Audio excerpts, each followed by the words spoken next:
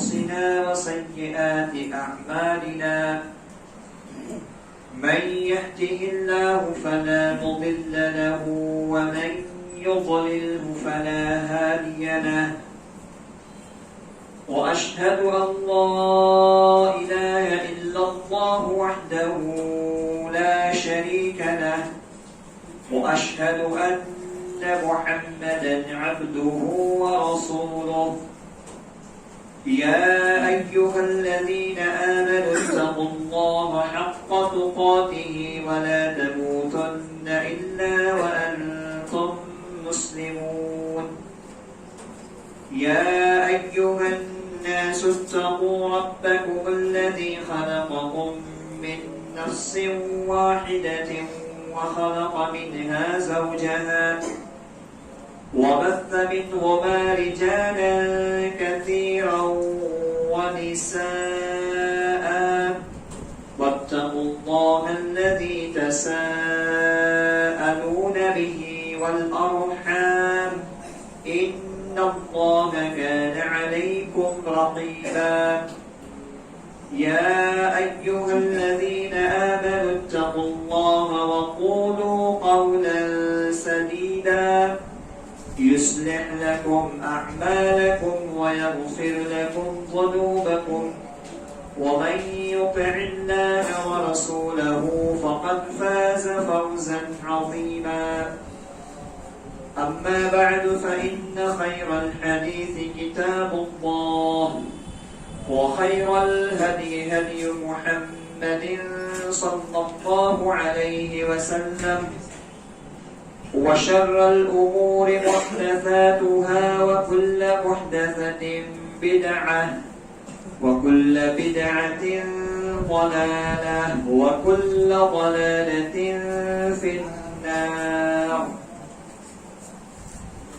قال الله سبحانه وتعالى في كلامه المجيد والفرقان الحميد أعوذ بالله السميع العليم من الشيطان الرجيم بسم الله الرحمن الرحيم يا أيها الذين آمنوا اتقوا الله يا أيها الذين آمنوا اتقوا الله ولتنظر نفس ما قدمت لغد واتقوا الله إن الله خبير بما تعملون رب اشرح لي صدري ويسر لي أمري واحلل عقدة من لساني يفقه قولي اللهم انفعني بما علمتني وعلمني ما ينفعني وزدني علما. ہر قسم کی تعریف حمد و ثنا عظمت و بڑائی اللہ وحدہ لا شریک لہ خالق کائنات مالک دو جہاں کے شایع نشان ہے جو ہم سب کا اور اس ساری کائنات کا مربی پالنگار مشکل کشا اور حاجت روا ہے جس کی ذات میں جس کی صفات میں اس کا کوئی شریک ہمسر اور سازی نہیں ہے بعدہ لا تعداد انگنت درود و سلام نازل ہو اللہ کے تمام پیغمبروں نبیوں اور رسولوں پر خصوصاً آخری نبی رحمت للعالمین خاتم النبیین محمد رسول اللہ صلی اللہ علیہ وآلہ وسلم پر اللهم صل على محمد وعلى آل محمد كما صليت على إبراهيم وعلى آل إبراهيم إنك حميد مجيد اللهم بارك على محمد وعلى آل محمد كما باركت على إبراهيم وعلى آل إبراهيم إنك حميد مجيد.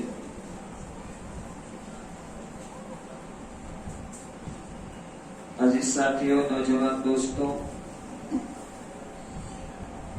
خطبہ مسنونہ کے بعد سورۃ الحشر کی ایک آیت کریمہ آپ کے سامنے تلاوت کی ہے. آئیے سب سے پہلے اس آیت کریمہ کا ترجمہ آپ کے سامنے پیش کرتا ہوں۔ اہل ایمان سے اللہ رب العالمین مخاطب ہوتے ہوئے ارشاد فرماتا ہے، یا ایھا الذین آمنوا اتقوا اللہ، اے ایمان والو اللہ سے ڈرو، اس کا تقوی، اس کا خوف اور اس کا ڈر پیدا کرو۔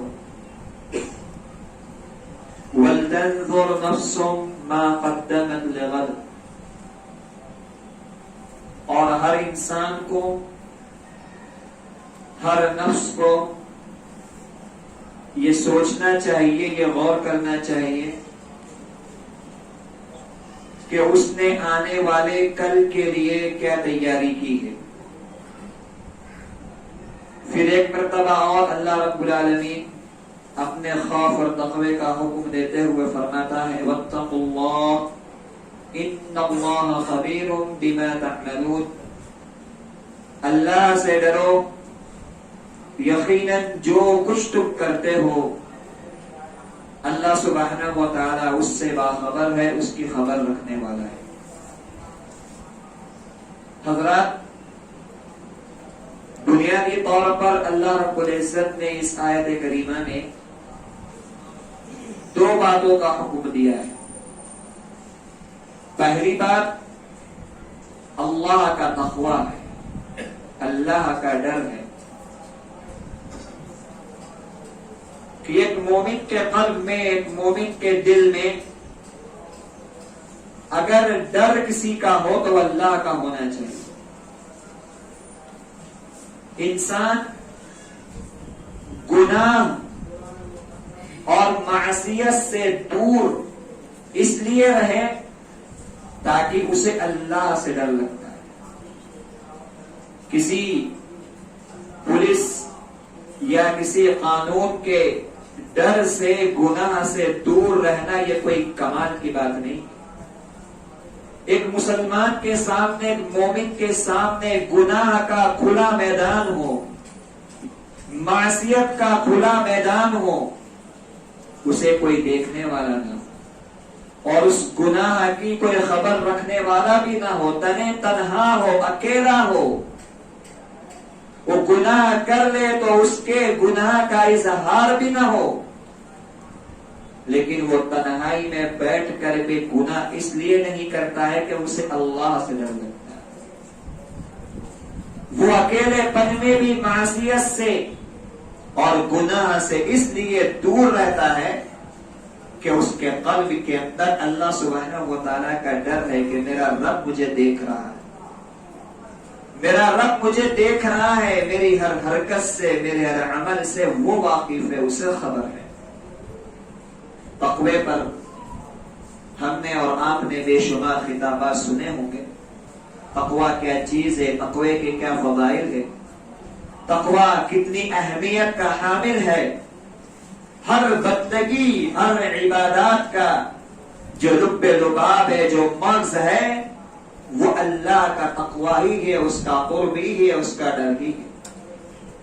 اور دوسری بات جس کے تعلق سے چند باتیں میں آپ کے سامنے آج اس خطبہ جمعہ کے موقع پر بیان کرنے کی کوشش کروں گا۔ وَلْتَنْظُرْ نَفْسٌ مَا قَدَّمَتْ لِغَدٍ، ہر انسان کو یہ سوچنا چاہیے، غور کرنا چاہیے کہ اس نے آنے والے کل کے لیے کیا تیاری کی ہے، آنے والے کل کے لیے اس نے کیا سامان اکٹھا کیا ہے۔ اس آنے والے کل سے مراد قیامت کا دن ہے، اس آنے والے کل سے مراد آخرت کا دن ہے، اس آنے والے کل سے مراد میدان محشر میں میری اور آپ کی حاضری کا دن ہے۔ بڑی بات پر اللہ رب العزت نے میرے بھائیوں غور و خوض کرنے کا حکم دیا ہے۔ آج انسان دنیا میں زندگی گزارتے ہوئے بہت سارے منصوبے بناتا ہے، بہت سارے پلان بناتا ہے۔ اگر کسی کے یہاں کوئی فنکشن ہونے والا ہو، مثال کے طور پر اگر کسی کے گھر میں شادی ہونے والی ہو، ابھی شادی کی تاریخ میں 3 مہینہ 4 مہینہ کی دیر ہے، لیکن گھر والے اس کی تیاریاں شروع کر دیتے، گھر والے اس کی تیاری شروع کرتے ہیں، خریدی کرنا ہے یا اور دیگر دعوت کے پروگرام وغیرہ ہے یا اور جو رسومات ہو سکتے ہیں، جو شادی کے لگتے ہوئے کام ہو سکتے ہیں، ان کاموں کو انجام دینے کے پلان بنائے جاتے ہیں، منصوبے بنائے جاتے ہیں اور انہیں کیا جاتا ہے تاکہ وقت کے اوپر کوئی تکلیف نہ ہو، شادی کی تاریخ میں کسی قسم کی کوئی رکاوٹ نہ ہو، اس وقت کسی قسم کی پریشانی کا سامنا نہ کرنا پڑے۔ ایک انسان دنیا میں زندگی بسر کرتے ہوئے، دنیا میں زندگی گزارتے ہوئے آنے والی اپنی شادی کے لیے اتنی تیاری کر رہا ہے، یا اور کوئی فنکشن، مثال کے طور پر عید کا تہوار آنے والا ہو تو انسان عید کے تہوار آنے سے پہلے اس کی تیاری کرتا ہے، لباس کی تیاری کرتا ہے، کھانے وغیرہ کی تیاری کرتا ہے۔ اگر اللہ رب العالمین نے دیا ہے تو باہر جانے کے لیے، گھومنے کے لیے وہ تیاری کرتا ہے۔ یہ سارے منصوبے انسان پلان بناتا ہے اور اسے وقت کے اوپر انجام دینے کی کوشش کرتا ہے۔ حضرات، اس آیت کریمہ میں اللہ رب العالمین نے ہمیں بیدار کیا ہے، ہمیں جگایا ہے کہ دنیا کے لیے تم نے بہت تیاری کی، بہت سوچا، بہت غور کیا، بہت پلان بنائے، بہت منصوبے بنائے، لیکن کیا تم نے کبھی اپنا جائزہ لیا، اپنا محاسبہ کیا، اپنی زندگی میں یہ جھانک کر دیکھا کہ موت جو میری زندگی میں آنے والی ہے، قبر کہ جس گڑھے کے اندر مجھے یقیناً جانا ہے، میدان محشر آخرت کا دن جس میں میری حاضری یقینی ہے، اس کے لیے میرے پاس کیا تیاری، اس کے لیے میرے پاس کیا سامان ہے، میں موت کا سامنا کس چیز سے کروں گا، میں قبر کے اندر فرشتوں کے سوال و جواب میں کامیاب اتروں گا یا نہیں اتروں گا، میں اپنے رب کے سامنے کیا منہ لے کر کے جاؤں، میں اپنے پروردگار کے سامنے کیا چہرہ لے کر کے جاؤں گا جس رب نے مجھے زندگی بھر اپنی نعمتوں سے نوازا ہے۔ وَلْتَنْظُرْ نَفْسٌ مَا قَدَّمَتْ لِغَدٍ، ہر نفس غور کرے، سوچے کہ اس نے کل کی تیاری کیا ہے، اس کے پاس قبر کے لیے تیاری کیا ہے، موت کے لیے تیاری کیا ہے، آخرت کی تیاری کیا ہے۔ آج انسان بھولا ہوا ہے اس چیز کو، آج انسان فراموش کیے ہوئے ہے اس چیز کو، قبر کو فراموش کیے ہوئے ہیں، موت کو فراموش کیے ہوئے ہیں، میدان محشر کو، قیامت کے دن کو، آخرت کو فراموش کیے ہوئے ہیں۔ حضرات، ایک مومن آدمی وہ ہوتا ہے جو اپنے آپ کو پہچانتا ہے، اپنے آپ کو جانتا ہے اور جان کر کے اپنی زندگی کو ایسے عمل کے اندر گزارتا ہے جو اسے موت کے بعد کام آنے والے ہیں۔ رسول اکرم محمد رسول اللہ صلی اللہ علیہ وسلم ارشاد فرماتے ہیں، الکیس من دان نفسه وعمل لما بعد الموت والعاجز من اتبع نفسه هواها وتمنى على الله۔ بڑی پیاری حدیث ہے، اللہ کے رسول صلی اللہ علیہ وسلم ارشاد فرماتے ہیں کہ عقل مند، بینا اور ہوشیار وہ انسان ہے جو اپنے نفس کو پہچان لیتا ہے، اپنے آپ کو جان لیتا ہے، اپنے نفس کا محاسبہ کرتا ہے اور وہ عمل کرتا ہے، وہ کام کرتا ہے جو اسے موت کے بعد کام آنے والے۔ ہم اور آپ غور کریں، دن اور رات کے 24 گھنٹے میں ہم موت کے بعد آنے والے کتنے کام کرتے ہیں۔ میں بھی غور کروں، آپ بھی غور کریں، دن اور رات کے لیل و نہار کی گردشوں میں میرا اور آپ کا وہ کون سا عمل ہے، وہ کون سا کام ہے جو مجھے موت کے بعد فائدہ دے۔ جو مجھے مرنے کے بعد فائدہ دے گا. وَعَمِلَ لِمَا بَعْدَ الْمَوْتِ, موت کے بعد جو کام آنے والا ہو وہ عمل کرنا, یہ انسان کی عقل مندی کی دلیل.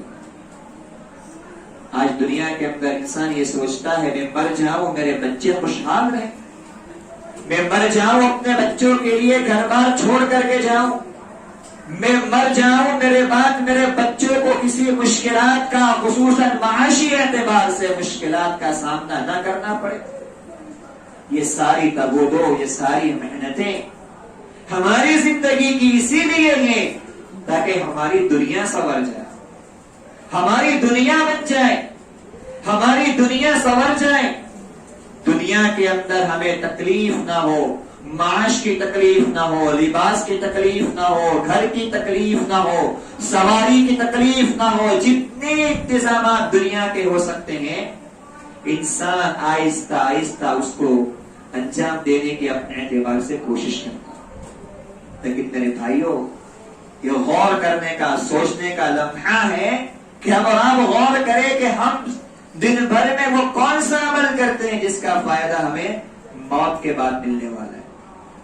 اور ایک عاجز اور کمزور انسان کی تعریف کرتے ہوئے نبی اکرم صلی اللہ علیہ وسلم فرماتے ہیں وَالْعَاجِزْ مَنْ أَتْبَعَ نَفْسَهُ هَوَاهَا وَتَمَنَّ عَلَى اللَّهِ, کہ وہ انسان بڑا کمزور ہے, بڑا جو ہے بے وقوف ہے کہ جو اپنے زندگی کو نفسانی خواہشات میں گزار دیتا ہے, جو اپنی زندگی کو خواہشات کے اندر, خواہشات کی تکمیل کے اندر گزار دیتا ہے اور اللہ پر امید باندھ کر کے بیٹھتا ہے کہ اللہ رحیم ہے, اللہ غفور ہے, اللہ جو کرے گا ہمیں منظور ہوگا. اسے عمل سے کوئی سروکار نہیں ہوتا, اسے کام سے کوئی سروکار نہیں ہوتا, اچھے عمل سے اسے کوئی مطلب نہیں رہتا. وہ زندگی بھر بس اپنی خواہشات کی تکمیل کے لیے, دنیا کے مقصد اور دنیا کے مال کے حصول کے لیے اپنے اوقات کو صرف کرتا ہے. حضرات, ہم اور آپ جانتے ہیں کہ دنیا کے اندر سال بدلتے رہتے ہیں, سال بدلتے رہتے ہیں. کبھی عیسوی سن بدلتا ہے, کبھی ہجری سن بدلتا ہے. ابھی چند دن پہلے ہم اور آپ اسلامی سال کے ایک نئے سال کے اندر داخل ہوئے. 1442 ہجری کا خاتمہ ہوا اور 1443 ہجری کے اندر ہم اور آپ کا دخول ہوا. یہ سال ختم ہو گیا. اسی طریقے سے عیسوی سال بھی آتے جاتے رہتے ہیں. ابھی 2021 چل رہا ہے, چند مہینوں کے بعد 21 ختم ہو کر کے 2022 کے سال کے اندر آپ داخل ہو. یہ سالوں کا آنا اور جانا, یہ مہینے کا آنا اور جانا, تھوڑا جگہ کریے ان کے لیے, آگے پیچھے ہو جائیے, کنارے سے ادھر.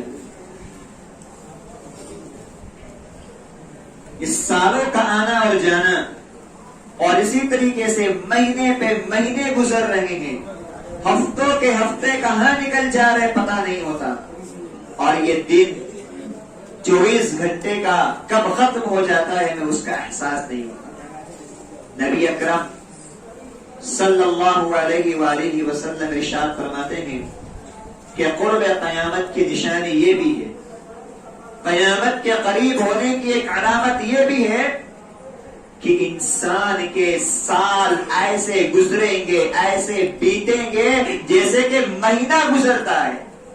سال گزر جائے گا, ایسا لگے گا کہ مہینہ گزرا ہے, اور مہینہ ایسے گزرے گا جیسے کہ ہفتہ گزرتا ہے, اور ایک ہفتہ ایسے گزر جائے گا جیسا کہ دن گزرتا ہے, اور دن ایسے گزر جائے گا جیسا کہ ابھی صرف 1 گھنٹہ 2 گھنٹہ گزرا ہے. حضرات, یہ زندگی رکنے والی نہیں ہے, یہ زندگی رکنے والی نہیں ہے, ٹھہرنے والی نہیں ہے. یہ سال بدلتے رہیں گے, مہینے بدلتے رہیں گے, ہفتے آتے اور جاتے رہیں گے. یہ میری اور آپ کی ذمہ داری ہے کہ ہم سال کے بدلنے کے بعد, مہینے کے اختتام کے بعد اور ہفتوں کے بعد اپنی زندگی کے اندر ہم کیا سدھار پیدا کرتے ہیں, کیا اصلاح پیدا کرتے ہیں, ہماری زندگی کے اندر کیا تبدیلیاں پیدا ہوتی ہیں, ہماری زندگی کے اندر کیا سدھار پیدا ہوتا ہے؟ ہم اللہ رب العالمین کی طرف رجوع کرتے ہیں یا نہیں کرتے؟ میرے بھائیو، ایک مومن کی ذمہ داری ہے کہ اپنے آپ کا وہ جائزہ لیا کرے، اپنے آپ کا وہ جائزہ لیا کرے کہ میں زندگی کے اندر آخرت کے لیے کیا تیاری کرتا ہوں۔ اللہ کے رسول صلی اللہ علیہ وسلم کے مشہور و معروف صحابی خلیفہ دوم حضرت عمر بن خطاب رضی اللہ تعالی عنہ کا مشہور قول ہے، انہوں نے فرمایا، بڑا پیارا قول ہے، سننے اور غور کرنے کے لائق ہے، توجہ ادھر رکھیے، آپ لوگ بات سنیے ہیں، آنے والے آتے رہیں گے۔ فرماتے ہیں حاسبوا قبل ان تحاسبوا، کہ لوگوں اپنی زندگی کا محاسبہ لگا لو، اپنی زندگی کا جائزہ لے لو کہ میں نے زندگی کے اندر کیا کمایا ہے، کیا گوایا ہے، میں نے آخرت کی کیا تیاری کی ہے۔ فرماتے ہیں حاسبوا، اپنا محاسبہ کرو، اپنا جائزہ لو۔ عمر کے 40 سال گزر گئے، 50 سال گزر گئے، 60 سال گزر گئے، تو کیا کیا اس زندگی کے اندر؟ حساب لگاؤ اپنا، سوچو غور کرو، میری جوانی کہاں بیتی، 30 سال کی زندگی کہاں بیتی، 40 سال کی زندگی کہاں بیتی، 50 سال تک کی میری حیات کن کاموں کے اندر صرف ہوئی ہے۔ قبل ان تحاسبوا، قبل اس کے کہ تمہارا اللہ حساب لے۔ اللہ کے حساب لینے سے پہلے زندگی کے اندر اپنا محاسبہ کرو، اپنا حساب لگا لو کہ میں نے اللہ رب العزت کو راضی کرنے کے لیے کیا عمل کیا ہے، میں نے اللہ رب العالمین کو خوش کرنے کے لیے کیا تیاری کی ہے۔ اور فرماتے ہیں وزنوا قبل ان توزنوا، اپنے آپ کا وزن کر لو، اپنے آپ کو تول لو، میں کتنے پانی میں ہوں، میرا وزن کیا ہے، میری حیثیت کیا ہے، کہاں اللہ کی نگاہ، میں کیا وزن رکھتا ہوں اللہ کے سامنے، میری کیا حیثیت ہے اللہ کے سامنے۔ وزنوا، اپنا وزن کرو، اپنا موازنہ کرو، اپنے آپ کو تولو۔ قبل ان توزنوا، قبل اس کے کہ اللہ سبحانہ و تعالیٰ کی یہاں قیامت کے دن میدان محشر میں، ترازو میں، میزان میں تمہارا وزن کیا جائے اور تمہارے نام اعمال کا وزن کیا جائے۔ اس وزن کے تولے جانے سے پہلے، نام اعمال کے تولے جانے سے پہلے، یا تمہارے اپنے وجود کو قیامت کے دن تولے جانے سے پہلے اپنے آپ کو تول لو، اپنے آپ کو پہچان لو، اپنے آپ کو جان لو کہ میں کس پانی کے اندر ہوں، میرا وزن کیا ہے، میں نے زندگی کے اندر کیا کچھ کیا ہے۔ حضرت عمر بن خطاب رضی اللہ تعالیٰ عنہ وہی ہے، اللہ سے ڈرنے والے، اپنا محاسبہ کرنے والے، اپنے آپ کو اللہ رب العالمین کے سامنے جھکا دینے والے۔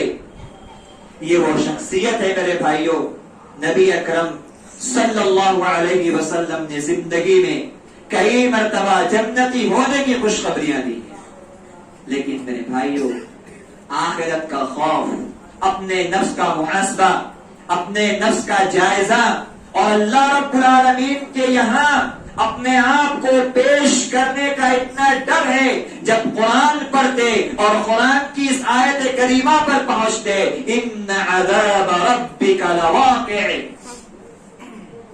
تیرے رب کا عذاب آنے والا ہے، تیرے رب کا عذاب واقع ہو کر کے رہے گا، آ کر کے رہے گا۔ اس آیت کو پڑھنے کے بعد، سننے کے بعد اتنا روئے کہ بیمار پڑ گئے۔ صرف قرآن کی ایک آیت، قرآن کی ایک آیت حضرت عمر بن خطاب رضی اللہ تعالی عنہ پر اتنی اثر انداز ہوئی، ان عذاب ربک لواقع ما له من دافع، جب وہ عذاب آئے گا تو اس عذاب کو دور کرنے والا کوئی نہیں ہوگا۔ عمر بن خطاب رضی اللہ تعالی رو پڑے، بیمار ہوئے، لوگ عیادت کے لیے آئے، بیمار پرسی کے لیے آئے، اور کہا عمر بن خطاب تم تو بڑے نیک اور اچھے آدمی، تمہیں کیا ڈر ہے، تمہیں کیا خوف ہے، تم آخرت کے معاملے کے اندر اتنا پریشان کیوں رہتے ہو؟ جواب کیا دیا؟ جواب کیا دیا؟ کہا بس میری خواہش تو یہ ہے، میں تو یہی چاہتا ہوں میں تو یہی چاہتا ہوں کہ اللہ سبحانہ و تعالیٰ کے یہاں میں برابر سرابر چھوٹ جاؤں، نہ میرے گناہ زیادہ ہو نہ میری نیکیاں زیادہ ہو، بس اللہ مجھے ایسے ہی چھوڑ دے، میرا حساب نہ لے، میرا کتاب نہ لے، مجھے سزا نہ دے، بس میں یہی چاہتا ہوں کہ اللہ سبحانہ و تعالیٰ کے یہاں میں برابر سرابر چھوڑ دیا جاؤں، میرا اللہ کے یہاں کوئی محاسبہ نہ کیا جائے، میری کوئی پکڑ نہ کی جائے۔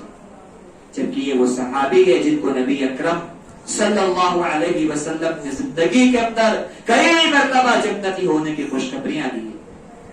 غور کرو میرا اور آپ کا حال کیا ہے، میری اور آپ کی پوزیشن کیا ہے۔ وَلْتَنْظُرْ نَفْسٌ مَا قَدَّمَتْ لِغَدٍ، اس آیت کے اس ٹکڑے کو زندگی کے کسی دماغ کے کسی کونے کے اندر بٹھا کر کے جاؤ اور اب یہ سوچتے رہنا، غور کرتے رہنا کہ میں نے کل کے لیے کیا تیاری۔ یہ عثمان بن عفان رضی اللہ تعالیٰ عنہ ہے، نبی اکرم محمد رسول اللہ صلی اللہ علیہ وسلم کے داماد ہے، صحابی رسول ہے، اللہ کے رسول صلی اللہ علیہ وسلم سے بڑے پیارے ہیں، بڑے باحیا صحابی ہیں، حیا رکھنے والے صحابی ہیں۔ اللہ کا ڈر، اس کا خوف، فکر آخرت، محاسبہ نفس کود کود کر کے بڑھا ہے۔ قبر کے پاس سے گزرتے رونا شروع کر دیتے، قبرستان کی زیارت کے لیے جاتے رویا کرتے، اور حدیثوں میں آتا اتنا روتے کہ روتے روتے ان کی داڑھی گیلی ہو جایا کرتی۔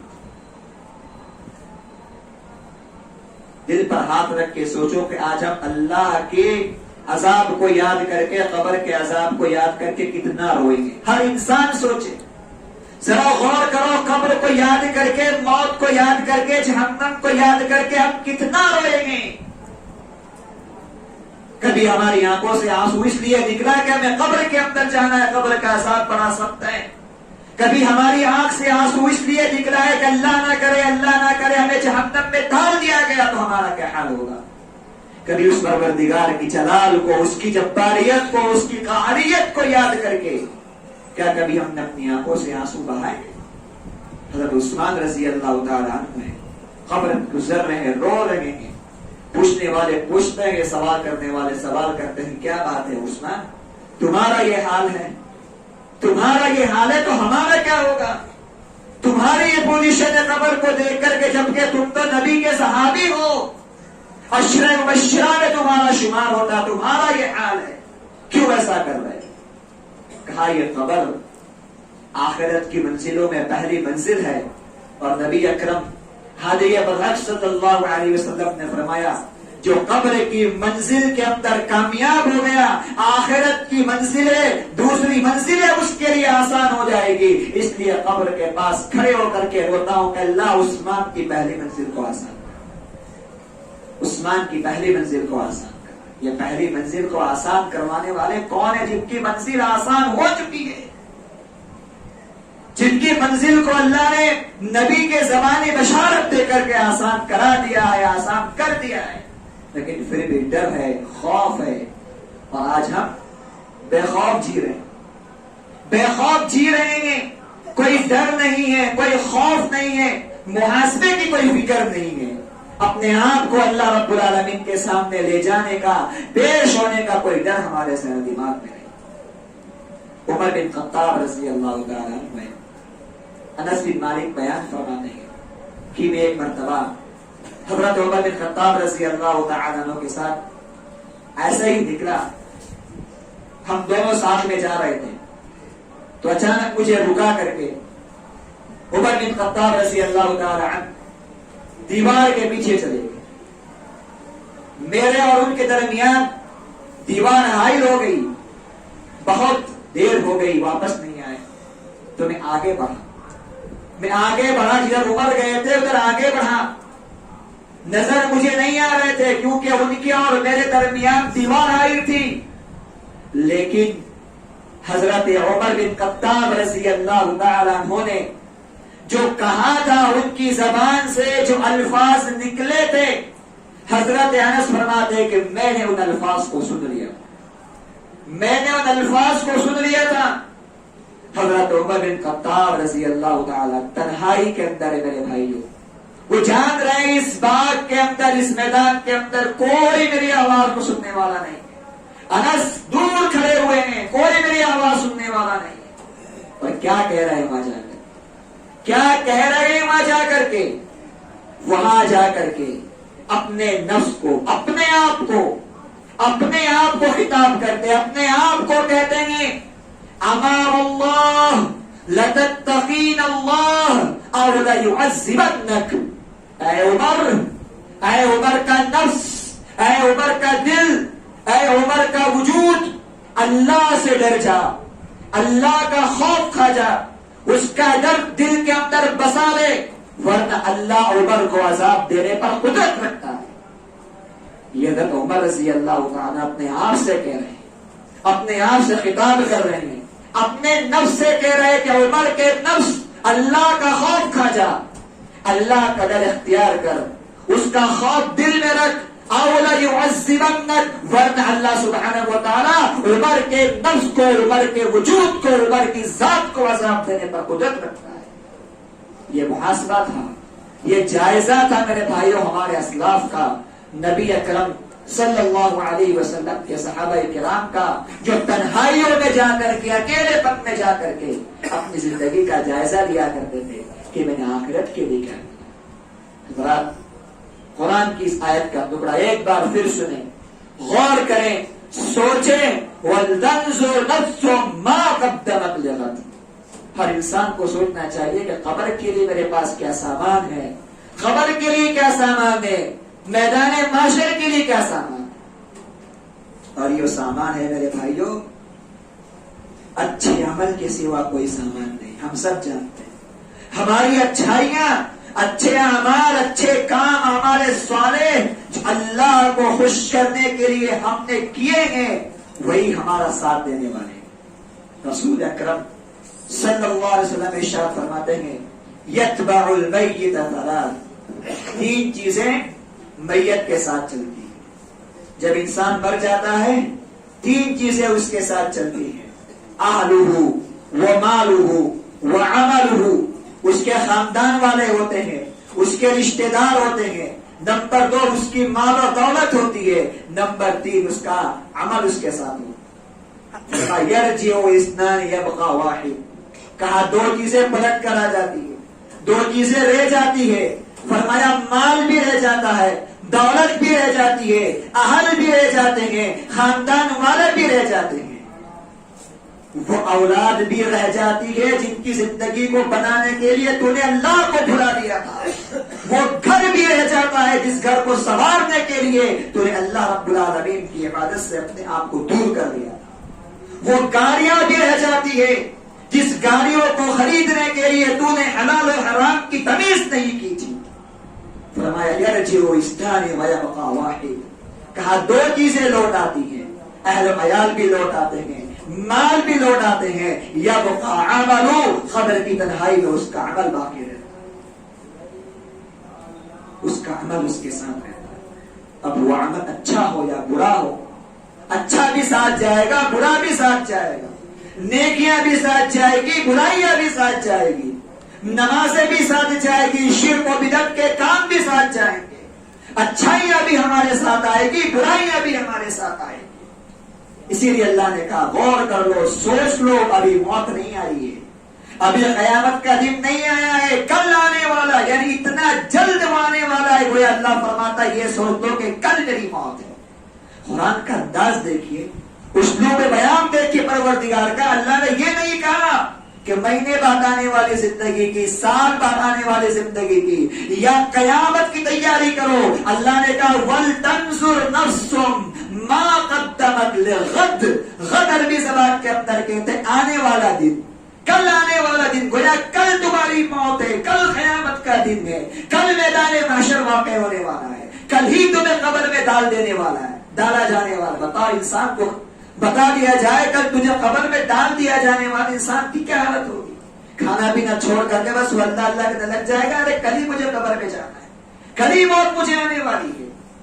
لیکن وقت کسی کو معلوم نہیں ہے. اللہ نے ہوشیار کیا ہے, خبردار کیا ہے, یہ سوچ کر کے چلو کہ گویا میری زندگی کا یہ آخری دن ہے اور کل کا دن جو میرا ہوگا وہ میدان محشر کا دن ہوگا. اللہ رب العزت سے دعا ہے اللہ کہنے سننے سے زیادہ ہم سب کو ہمارے صالح کی توفیق عطا فرمائے. اللہ ہم سب کو اپنے آپ کا جائزہ لینے کی, محاسبہ کرنے کی توفیق عطا فرما. اللہ جو کچھ کہا گیا کہنے والے کو, سننے والے کو عمل کی توفیق عنایت فرما. جو بیمار ہے اللہ انہیں شفا کاملہ عطا فرما. جو ہر چکے اللہ ہم سب کی مغفرت فرما. ہر قسم کی پریشانیوں سے, مصیبتوں سے اللہ ہم سب کی حفاظت فرما. اے اللہ آسمان سے ہمارے لیے رحمتوں کی بارش نازل فرما. اللہ پانی کی وجہ سے لوگ پریشان ہیں, جانور پریشان ہے, گرمی کی وجہ سے لوگ پریشان ہیں. پروردگارا ہم گنہگار ہیں, ہم خطا کار ہیں. اللہ ہمارے گناہوں کو, ہماری خطاؤں کو بخشتے ہوئے, معاف فرماتے ہوئے اللہ ہمارے لیے آسمان سے رحمت کے پانی کا نزول فرما. اللہ ایسا پانی اور ایسی بارش کا مطالبہ ہے تجھ سے, دعا ہے تجھ سے اللہ, جو بارش ہمارے لیے خیر کا باعث ہو, امن کا باعث ہو, رحمت کا باعث ہو, عافیت والی بارش کا سوال کرتے ہیں. اللہ عافیت والی بارش ہم پر نازل فرما. اللہم اسقنا, اللہم اسقنا, اللہم اسقنا, اللہم اغثنا, اللہم اغثنا, اللہم اغثنا. اللهم اسقنا غيثا مغيثا هنيئا مريئا نافعا غير ضار عاجلا غير آجل. اللهم اسق عبادك وبهائمك وانشر رحمتك واحيي بلدك الميت. بارك الله لنا ولكم في القرآن العظيم ونفعنا وإياكم بالآيات والذكر الحكيم واستغفروه إنه هو الغفور الرحيم.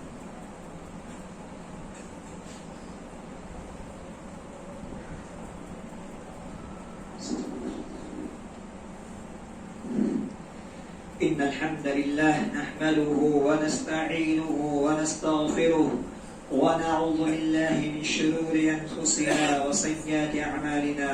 من يهده الله فلا مضل له ومن يضلل فلا هادي له. وأشهد أن لا إله إلا الله وحده لا شريك له وأشهد أن محمدا عبده ورسوله. إن الله وملائكته يصلون على النبي يا أيها الذين آمنوا صلوا عليه وسلموا تسليما. اللهم صل على محمد وعلى آل محمد كما صليت على إبراهيم وعلى آل إبراهيم إنك حميد مجيد. اللهم بارك على محمد وعلى آل محمد كما باركت على إبراهيم وعلى آل إبراهيم إنك حميد مجيد. عباد الله رحمكم الله, إن الله يأمر بالعدل والإحسان وإيتاء ذي القربى وينهى عن الفحشاء والمنكر ولذكر الله أكبر والله يعلم ما تصنعون.